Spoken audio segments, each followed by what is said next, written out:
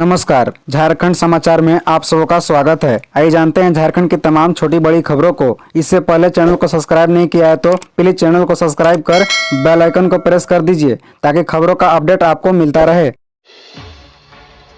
दिल्ली जाएंगे झारखंड के राज्यपाल रमेश बैस। पीएम मोदी और गृह मंत्री से कर सकते हैं मुलाकात। राजनीति हालात पर होगी चर्चा। आपको बता दें कि राज्यपाल रमेश बैस रविवार को 2 दिनों के लिए नई दिल्ली के लिए रवाना हो गए हैं। सूत्रों के अनुसार प्रधानमंत्री नरेंद्र मोदी और गृह मंत्री अमित शाह से राज्यपाल की मुलाकात हो सकती है। हालांकि देर रात खबर लिखे जाने तक उनकी पीएम मोदी और गृह मंत्री से मुलाकात निर्धारित नहीं हो पाई थी। जानकारी के अनुसार राज्यपाल मुख्य रूप से निजी कारण से दिल्ली जा रहे हैं। राज्यपाल को पीएम या गृह मंत्री से मिलने का समय मिलने पर मुलाकात के दौरान राज्य की राजनीति हालात पर चर्चा होगी। ज्ञात है कि मुख्यमंत्री के खनन लीज मामले में निर्वाचन आयोग ने सुनवाई पूरी कर फैसला सुरक्षित रख लिया है। सूत्रों के अनुसार इस मामले में आयोग जल्द अपना परामर्श राज्यपाल को सौंप सकता है। संवैधानिक बाध्यता के तहत राज्यपाल को आयोग का फैसला मानना होगा। यह बात राज्यपाल खुद भी कह चुके हैं। तेज बारिश ने बरपाया कहर, दर्जनों पेड़ गिरे, 150 घर जमींदोज, डॉक्टर ब्रेकर सहित 5 लोग बहे। बता दें कि रांची समेत झारखंड में 24 घंटे से हो रही बारिश ने राजधानी समेत पूरे प्रदेश में तबाही मचाई है। बारिश से लगभग सभी नदियां उफान पर है। इस दौरान डॉक्टर और ब्रेकर समेत 7 लोग सैलाब में बह गए। इसमें रांची के 5 हैं। इनमें से 2 लोग का शव बरामद कर लिया गया है। 2 लोग गुमला में भी बहे हैं। वहीं पश्चिमी सिंहभूम में दीवार गिरने से 2 की मौत हो गई है। तेज हवा के कारण रांची में 1.5 दर्जन समेत राज्य में 150 से अधिक घर जमींदोज हो गए। सैकड़ों पेड़ धराशायी हो गए। अकेले दर्जनों पेड़ रांची में गिरे, जिससे यातायात पर प्रतिकूल असर पड़ा है। बता दें कि बारिश के कारण राज्य की अधिकांश नदियां में उफान है। चांडिल डैम के साथ रेडियल गेट 1-1 मीटर खोल दिए गए हैं। इससे जमशेदपुर के निचले इलाके में पानी फैल गया है। पिछले 24 घंटे में सबसे अधिक चाईबासा में 191.6 मिलीमीटर बारिश हुई। रामगढ़ में 142.2 व जमशेदपुर में 137.2 मिलीमीटर बारिश हुई। राज्य में 1 जून से अब तक 494.3 मिलीमीटर बारिश हुई, जबकि बीते 24 घंटे में 58 मिलीमीटर बारिश हुई है। हजारीबाग व पलामू में 6 बच्चे नदी में डूबे, 4 का शव बरामद, 2 की तलाश जारी। दरअसल आपको बता दें कि झारखंड के हजारीबाग जिले के सदर प्रखंड के अम्बाडीह स्थित राधा नदी बांध पर रविवार शाम करीब 4 बजे नहाने क्रम में 3 बच्चे डूब गए। इनमें से 1 बच्चे की मौत हो गई है। 2 बच्चे की तलाश जारी है। तीनों बच्चे ही एक ही व्यक्ति के थे। बच्चों के पिता बीएसएफ मेरू कैंप में अनुबंध कर्मचारी के रूप में कार्यरत हैं। इस हादसे के बाद इलाके में कोहराम मच गया है। बड़ी संख्या में लोग नदी बांध पर पहुंच गए। दोनों बच्चों की तलाश में लोग जुटे हुए हैं। इधर बता दें कि पलामू जिले के सतबरवा थाना क्षेत्र के पानी भरे गौरव माइंस खदान में ताबर निवासी एक मुस्लिम परिवार के 3 बच्चे नहाने क्रम में डूब गए। इनमें से 3 बच्चों को बाहर निकाला गया। तीनों बच्चों की मौत हो गई। गोताखोरों ने कड़ी मेहनत के बाद इन बच्चों के शव को बाहर निकाला। एक साथ 3 बच्चे की मौत के बाद गाँव घर में मातम पसर गया है। झारखंड के इस वकील के पास अकुल संपत्ति, ईडी के सामने अब होगा सच का सामना। दरअसल आपको बता दें कि झारखंड उच्च न्यायालय के अधिवक्ता राजीव कुमार की मुश्किलें बढ़ सकती है। कोलकाता पुलिस ने जनहित याचिका से नाम हटाने को लेकर व्यवसायी अमित अग्रवाल की शिकायत पर उन्हें 50 लाख रुपए के साथ गिरफ्तार किया था।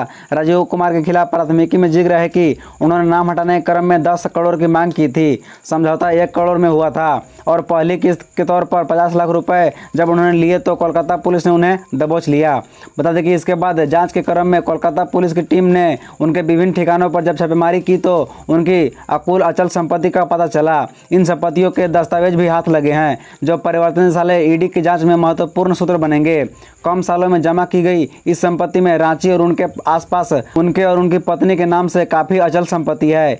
ईडी उन्हें पूछताछ के लिए कोलकाता से रांची लाई है। ज्यादातर संपत्ति राजीव कुमार की पत्नी निर्मला सिंह के नाम पर है। इसमें बुढ़मू प्रखंड के आड्रा मौजा में सबसे ज़्यादा ज़मीनें हैं। इसके अलावा रांची के अन्य स्थानों के अलावा नई दिल्ली में बड़ी प्रॉपर्टी है।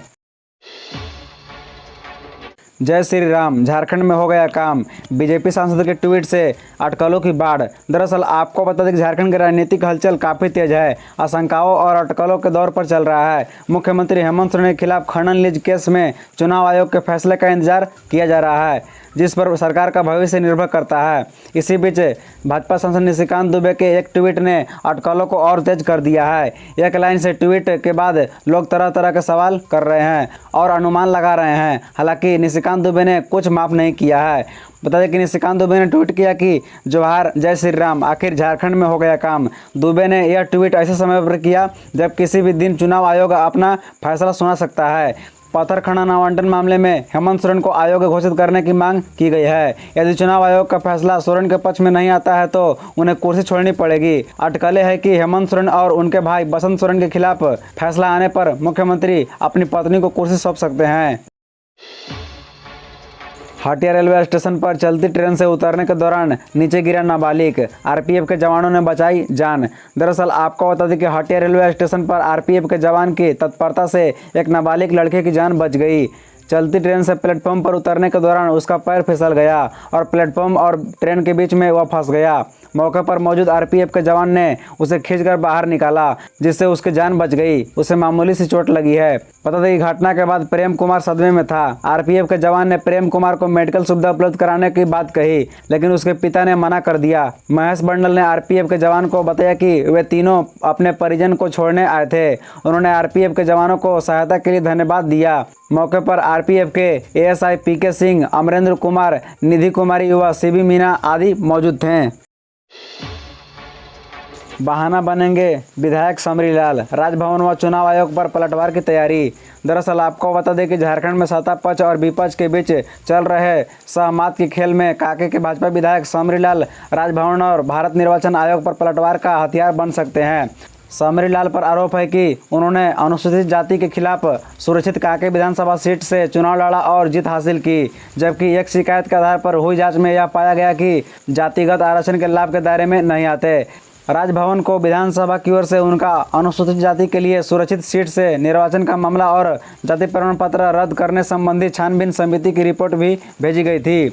बता दें कि इस संबंध में वर्ष 2019 में विधानसभा चुनाव में दूसरे स्थान पर रहे प्रत्याशी सुरेश बैठा का आवेदन भी संलग्न था। विधानसभा अध्यक्ष में समिति के फैसले की जानकारी और संवैधानिक प्रावधानों का भी राज्यपाल को लिखे पत्र में जिक्र किया था।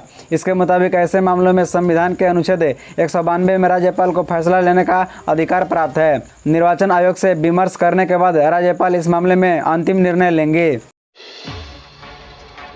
झारखंड में नदियां उफनाई, पतारू डैम का फाटक खुलेगा, कांके डैम का जलस्तर खतरे के निशान तक पहुंचा।